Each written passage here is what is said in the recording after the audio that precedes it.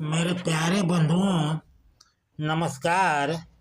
मिलता रहे आप सभी का भरपूर प्यार। आज का कंटेंट एक ऐसे पहलू पर आधारित है जो व्यक्ति अपने समाज से आगे निकल गया, चाहे वो कोई भी क्षेत्र क्यों न हो। जिस गांव का होता है वहाँ के लोग उसको अपना सहोदर मानकर समाज में मान सम्मान बढ़ाने का कार्य करते हैं। अपने मूछ पर ताव देकर आम लोगों के बीच अपने भाव को बढ़ाए या चढ़ाए हुए घूम रहे होते हैं। राम खिलावन भाई के गांव का कोई शख्स बहुत बड़ा अधिकारी हो गया है और उसका ताल्लुक राम खिलावन भाई जिस विभाग में कार्यरत हैं उसी विभाग में पदस्थापित है। बस बड़े भैया का नाता जोड़ लिए, उनसे ऊपर मंत्रालय ही है।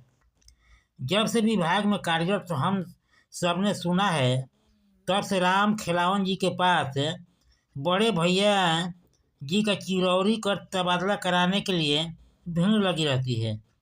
लेकिन हकीकत जब सामने आता है तो क्या होता है, इसको जानने के लिए कूल होकर इस वीडियो को फुल देखना पड़ेगा। तो आप तैयार हैं? यदि वीडियो थोड़ा भी अच्छी लगी हो तो लाइक सब्सक्राइब करना नहीं भूलें। कंटेंट जो सुनेंगे उसका टाइटल है भैया जहमत लाल ऑफिसर हैं। जिस किसी भी कौम में जब अपने बलबूते पर बड़ा आदमी बनता है तो भले ही बनने के समय उनका बुरा चाहा हो, पर बनने के बाद वह अपने वर्ग के लोगों में इतना लोकप्रिय हो जाता है कि क्या कहना। जान पहचान की कोई कद्र ही नहीं। सभी अपने को रिश्ते में ढले होने की बात करते हैं, भले ही सुदूर तक उसने या उनके परिवार से किसी प्रकार का लेना देना न हो, पर सबके रिश्ते में वह किसी का अंकल, बड़े अंकल, फूफा, मौसा, काका, भैया लगने लगते हैं। बड़ा आदमी ऐसे लोगों का तनिक भी तरजीह नहीं देता। उसके दृष्टि में यह रिश्ता ठंड के मौसम में अनायास उग आए उस धुंध या कोहरे के समान होता है। बड़ा आदमी हमेशा नज़रअंदाज करके चलता है, अपमानित भी करता है, फिर भी गुजरे वक्त को विस्मृत करके उनका बड़प्पन झाड़ने में पीछे नहीं हटते। यदि मंत्री हो या नेता हो, रिश्ता जोड़ने में सोने पर सुहागा अपने प्रदेश में जरूर कोई न कोई संबोधन से जुड़ा होता है। जब से जेल यानी जहमत लाल भैया बहुत बड़े अधिकारी हैं, इतना बड़ा कि उनसे ऊपर सिर्फ मंत्रालय ही होता है। काफ़ी लंबी प्रतीक्षा के बाद कैसे अधिकारी हमारे शाखा प्रभाग के कार्यालय में आने वाले थे। राम खिलावन जी को खुशी का ठिकाना न रहा, क्योंकि जहमत लाल भैया उनके भैया हुआ करते हैं। यह बात पूरे ऑफिस के लोगों की जुबान पर चढ़ा हुआ है, जिस तरह कैंची पर धार चढ़ाई जाती है। राम खिलावन भाई बोले पर कुछ ज़्यादा ही है, इसलिए दो ही तरह के प्राणी उनके दोस्त हुआ करते हैं। एक वह जो इनके हाँ में हाँ मिलाए और दूसरा गलतियों को नज़रअंदाज कर इनके मुख पर प्रशंसा करे। जब इनके जहमत लाल भैया प्रमोशन पाकर सुपर अधिकारी बन गए तो एक जाति व एक प्रदेश होने के नाते भैया का रिश्ता जोड़ लिए।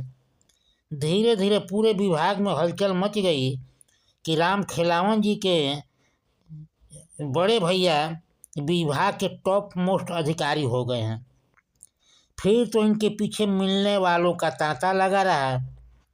इनके प्रतिष्ठा को पराकाष्ठा पर पहुंचाने में इनके समर्थकों ने ज़बरदस्त हवा दी।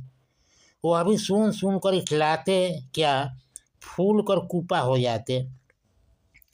कभी कभी राम खिलावन जी फोन पर खूब गपियाते, भले ही वह कहीं और गपिया रहे हों।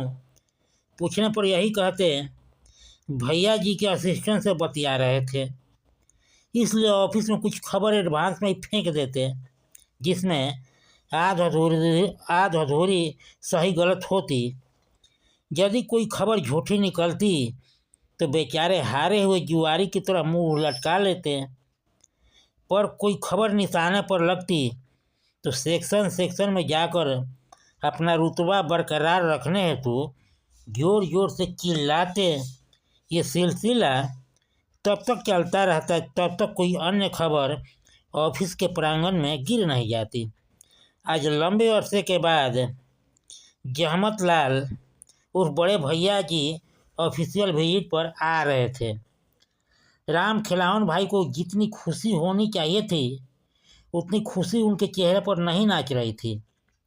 वैसे मैं उनके दो प्राणियों की श्रेणी में नहीं आता।